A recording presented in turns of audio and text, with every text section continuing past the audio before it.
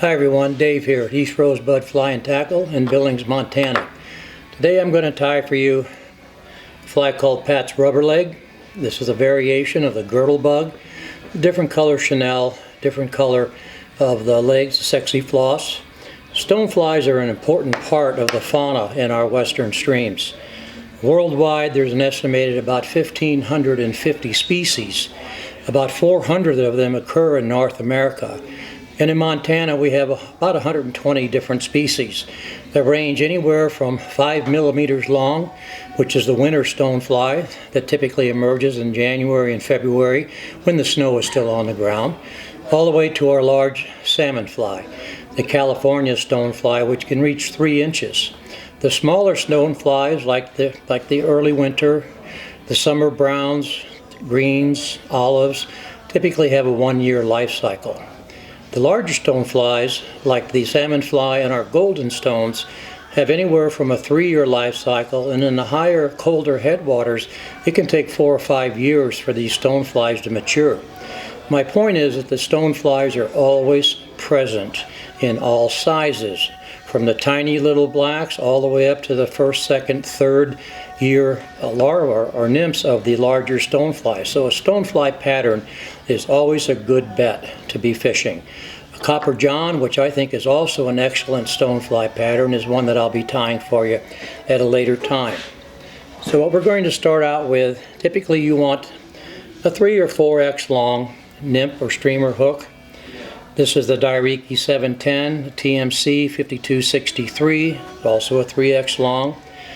And because stoneflies live on the bottom and rarely will they let go of that, you want to make sure that you're fishing this on the bottom. So we're going to weight this with some .030 wire, which is what you would call standard weighting. The wire is about the same diameter as the hook shank. Of course, you can go lighter or you can go heavier. I start here about the point of the hook, and we're going to put 12 wraps. This will leave us enough room both at the head and the rear of the fly to tie in our materials.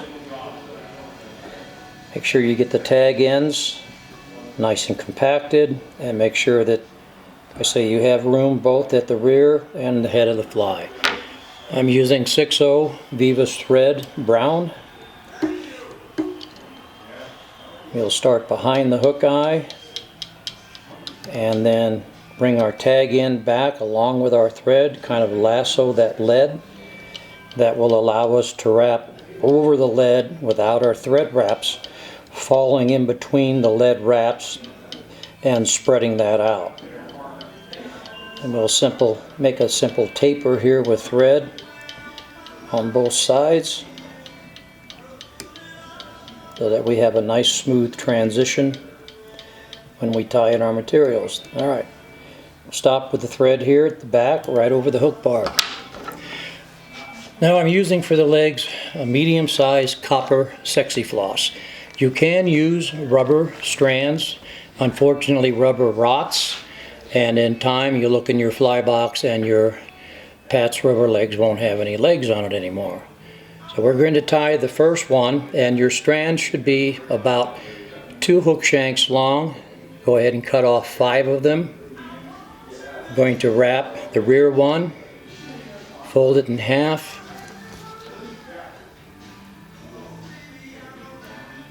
like so, and then we'll tie a folded half at the very back of the hook. Tie it down tightly. This particular stonefly imitation has 3 sets of legs and a pair of antennae. Where you put the legs on the shank of the hook is really not important, just as long as you space them out. And with these legs, all I'm going to do is X-wrap them in place. We'll take a couple of wraps of thread and then split them over the top of the hook shank. Don't worry about the angle that they're sticking out. We'll modify that when we wrap the chenille. Come up a short ways and tie in another set of legs. Again, simply the halfway point on your leg, a couple of wraps, keep it on, and then a couple of X wraps to secure it and to spread them. And then we'll do one more set of legs here right in front of our lead wraps. This is a simple pattern to tie, and yet it's very durable, has lots of action, which is important on any fly. Now we're simply going to weave our thread back between all these legs until we're at the very end of our lead wraps. What I'm using is just variegated chenille. This happens to be light olive and dark brown, but there are a lot of different color variations that you can choose. As always, when you cut your chenille from the card, stretch it good. This helps to make the fibers stand out perpendicular to the cotton core and gives you a nice fluffy body. And you want to make sure anytime you're using chenille to peel some of the chenille off so that you get at the cotton core fibers. That way you ensure that you're tying the chenille down. A couple of wraps all the way to the base of our tails. And now we're simply going to bring our thread, spiral wrap our thread back up to the head. Make sure you don't trap any legs. And we'll stop about a hook gap or so short. Now we'll make one complete wrap at the base and then just wrap forward, keeping your chenille tilted slightly back. We'll make sure that your wraps are nice and compact. Make sure you have a wrap of chenille directly behind your legs and another wrap directly in front of it. This will help to lock those legs in and also give you a nice full body.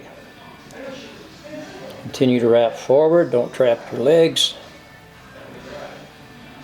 Then again, on this set of legs, we want to make sure we have a wrap directly behind it and a wrap directly in front of it.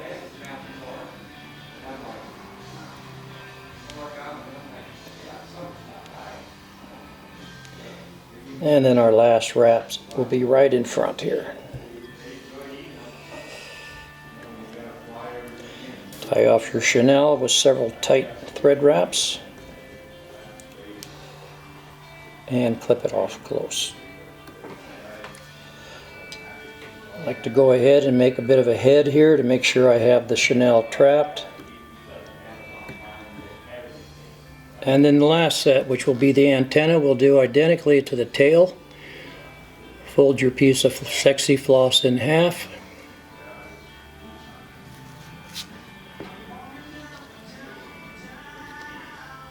This time I'm going to tie it in with my offhand. Lay the loop here on top.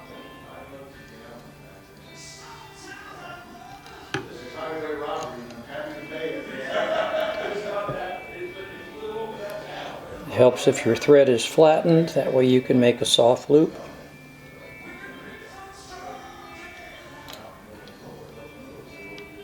Tie it in tightly. Go ahead and make a bit of a head here.